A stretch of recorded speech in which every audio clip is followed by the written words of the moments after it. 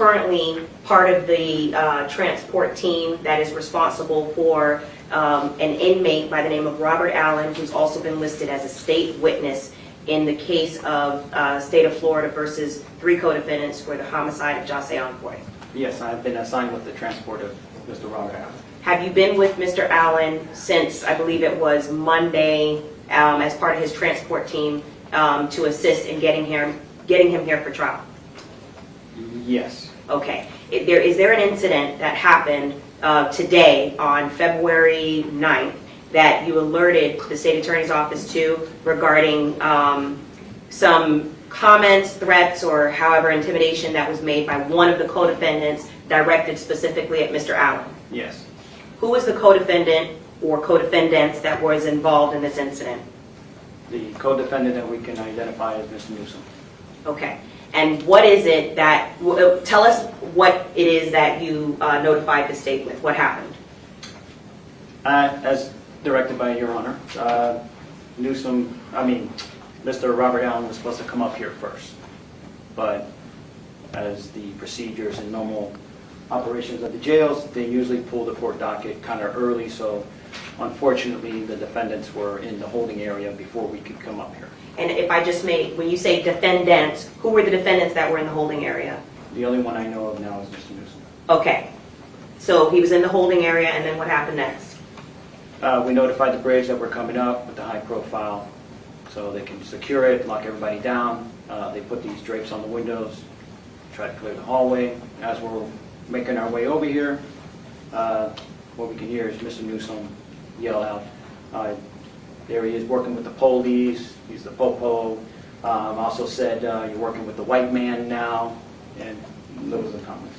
Now, when you say we, you actually heard the comments coming from Mr. Newsom directed at Mr. Allen? As I was escorting him over here to court. Okay. And as Mr. Allen was walking, from as far as you could tell, was there anything obstructing Mr. Allen from being able to hear? Like, he didn't have anything on his ears or anything like that? Was he? No. How close was Mr. Allen standing to you? Closer than you and I.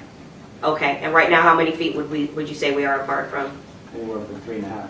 Okay, and he was closer than 3.5 feet? Yes, ma'am. Were there any other witnesses to this besides yourself and Mr. Allen? He was yelling it loud enough so anyone in the hall could hear him. And when you say he, you're referring to Mr. Newsom? Correct. Okay. How long did this tirade of comments and explicatives or Actually say, we can say if it was anywhere between 30 seconds to a minute, or however long it took us to turn the corner and walk past this house. Did Mr. Allen, prior to, during, or after, say anything with respect to that? Nope. So from what you could see, was there any provocation by Mr. Allen towards Mr. Newsom regarding before this incident occurred? No, ma'am. And how did it stop? Once we were out of view. So basically Mr. Newsom continued to do it until he couldn't see Mr. Allen anymore from your perspective? From my perspective, yes. No further questions? Deputy, you would agree these men are supposed to have no contact with each other whatsoever, is that correct? Ideally, yes. Okay. Now, you said you were in the process of putting up curtains. No, I did not.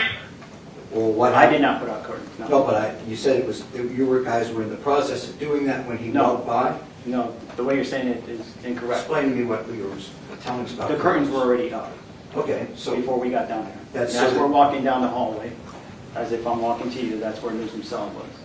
He okay. starts saying Right, his you don't have to comments. approach me, sir. No, so we can get, Yeah, but that's okay. I would appreciate it. And then once we walk through here, that's when everything stopped.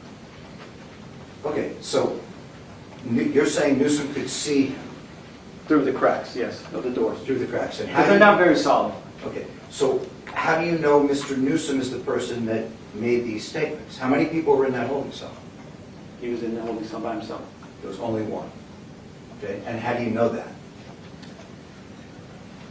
Mr. Newsom has a pair of tan shoes. He was assigned to that cell this morning. So we can verify that. You saw the tan shoes, is what you're saying? Yeah, there's a space. Okay, so you saw tan shoes behind the wall, and you believe Mr. Newsom was there. Yeah, we can verify that by calling down there and Is getting this an the area that was recorded and videotaped where this occurs? There is possibly videotape, but not audio. Okay. And what exactly did you hear said? Can you turn this way a little bit? Okay. Sure. heard him say, "Ray is working for the police, you're the po-po, you're working for the white man now." And you believe that was directed towards the witness? Of Mr. course, Allen? yes. Okay. Did Mr. Allen react in any way to No. what you said you heard? Nope. Didn't say anything to you? Nope. You didn't say anything to him about it? To Mr. Allen? Yes. No. Into the courtroom, outside the presence of the jurors, being brought in and placed on the stand after you started testifying. Were there any comments made to you that were not coming from myself or any attorneys? Yes, Who made a comment to you about your testimony? Trayvon Newsom. Point them out and identify them in the courtroom as to who you're referring to that made some comments to you. Second,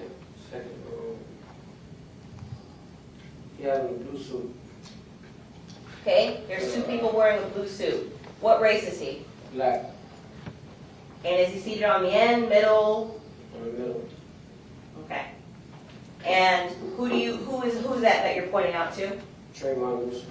Your Honor, please let the court identify any court identification of Trayvon Newsom in this case for this matter. Okay. So Trayvon Newsom made a comment to you after you started testifying. What was the comment that Trayvon Newsom made to you after you started testifying in this case? He called me a police ass nigga and said that I work for the white man and I'm a sellout. What did you take that to mean when he's saying that to you? Don't snitch. And when you say that you took it as you're a snitch, how did you understand that to mean in terms of any impact that it would have on you as you're testifying still in this case? No further questions.